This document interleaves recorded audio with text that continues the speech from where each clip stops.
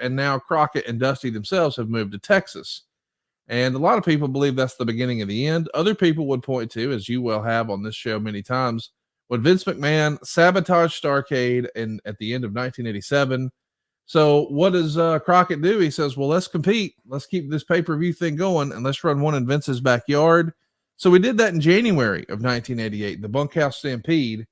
And once again, Vince McMahon counter-programmed it after he created Survivor Series to compete with Starrcade. Now he's going to create a little program called the Royal Rumble. It was created to sabotage Bunkhouse Stampede, and it worked. And business has been slipping ever since. And we're just a few weeks removed from that. And this, of course, is going to be, unfortunately, the last year of Jim Crockett Promotions. I mean, 10 months later, you guys are out of business, sold to Turner. Could you tell, did you know in February, early February of 88, hey man, the train's off the tracks? Did you know yet or not quite yet? I knew we were in trouble. I could tell that things were not going well, but I don't think I knew I was that close to the business to know what was going on. I'm obviously a lot closer to what's going on in the business now with my job, right, but I wasn't back then. I was just kind of an announcer, just kind of starting the business. I mean, there was always a lot of positive talk during TV from Dusty and Jimmy. But I knew that David and Francis and Jackie, the other Crockett's, were very unhappy about the way things were going. So, okay, let's talk about that. How did you know they were unhappy about the way things were going? Because they were really pissed off that Jimmy had moved to Dallas. Mm. And I don't know who said this. It may have been one of them, or it may have been like, I was very good friends with Gene Anderson and Sandy Scott back then. I worked in the office with them in the Charlotte office. And one of them may have said this, or maybe one of the Crockett said this, but somebody said that Mr. Crockett, and when we said Mr. Crockett, we were talking about the father. Jim Crockett. Jim Sr. Right, Jim Sr. Mr. Crockett spent a lifetime building up goodwill in Charlotte with the banks and the people in Charlotte. And now Jimmy has walked away from that and moved to Dallas and forgot his roots. I'm not getting the wording exactly, but I know that I'm right that they said that, the exact wording. There wasn't any word that I didn't really. David never came up to me or Jackie or Francis and said that. Right. Well, you could feel that. There was tension. That's tension, yeah. And so when he moved to Dallas, he did. And of course Jimmy lived in Dallas for a long, long time. I guess they eventually moved to South Carolina. That's right. Near the end of his life, to be with these grandchildren.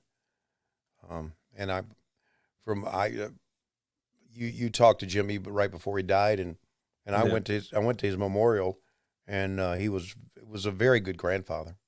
But as life moves on, you get older and things, your life changes. But back in that time, he just moved to Dallas. And why would he move to Dallas? Well, number one, I guess he bought this elaborate office. It was part of the deal, right?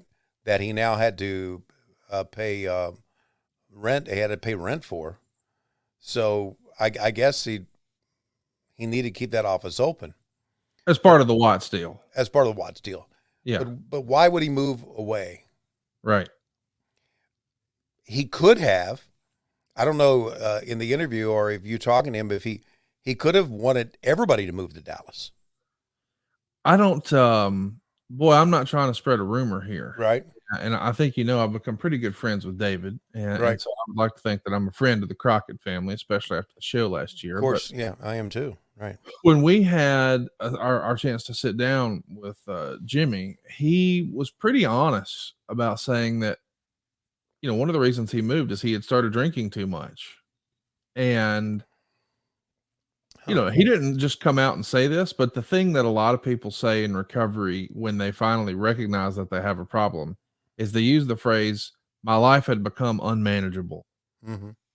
And I got the vibe that there was more at play than maybe just alcohol, and he had a wife, and Mm-hmm. he was trying to keep that marriage together, was the way Mm-hmm. it was phrased. Mm-hmm. So it almost made it sound like to me, perhaps he got caught with his hand in the cookie jar, so to Mm. speak. Okay. And so it's a deal where if the business is struggling financially, and it is, Yeah. and you feel all this mounting pressure, you're probably going to drink a little too much. If you're already a drinker, maybe you drink a little too much. So check that's happening. But another reason I can think logically that would make sense to say, all right, we'll move, is not necessarily because he wanted to go to Texas and he wanted to hang out with Dusty. And I can see how the rest of the family saw that. But I almost reading between the lines felt like maybe he had a lapse in judgment and there was a little infidelity and he's trying to keep the marriage Mm. together. And part of the way to fix that is it'll never happen again. You know how why? We're moving all the way over there. That will not be an issue because she or they or whatever is here and we're going to Texas because I want to save this marriage. I kind of got that vibe, but it felt out of place to ask an older fellow that I'm just meeting really for the third time. So does that mean you were cheating on your wife on Mm. camera? Right. But it does feel as if, because listen, I don't think it's a secret. Back then, boys will be boys in the Yeah. wrestling business, and they were rock stars and had access to fun stuff that normal folks don't. And that temptation for a guy who's batting 1,000 was probably hard. Yeah. So I don't know. I'm just thinking maybe that maybe had something to do with it. That could have, but another factor is that now he and Dusty are in Dallas, and we're still taping at Turner, right? Yeah. And we're still doing a lot of our stuff on the East Coast. We're moving a little bit further west with house shows. Jimmy and Dusty always came to TV. So now the road trips for them are longer. Well, and really more importantly than that, the bills are mounting because it's not like they're getting in a Toyota and driving. They're jumping on the PJ. Yeah. And those private jet costs now just went through the roof because Charlotte to Atlanta is not nearly what Dallas to Charlotte is. Yeah. Yeah, but listen, it was a mess back then. It really was. I didn't really know when the end was near, but I knew things were bad.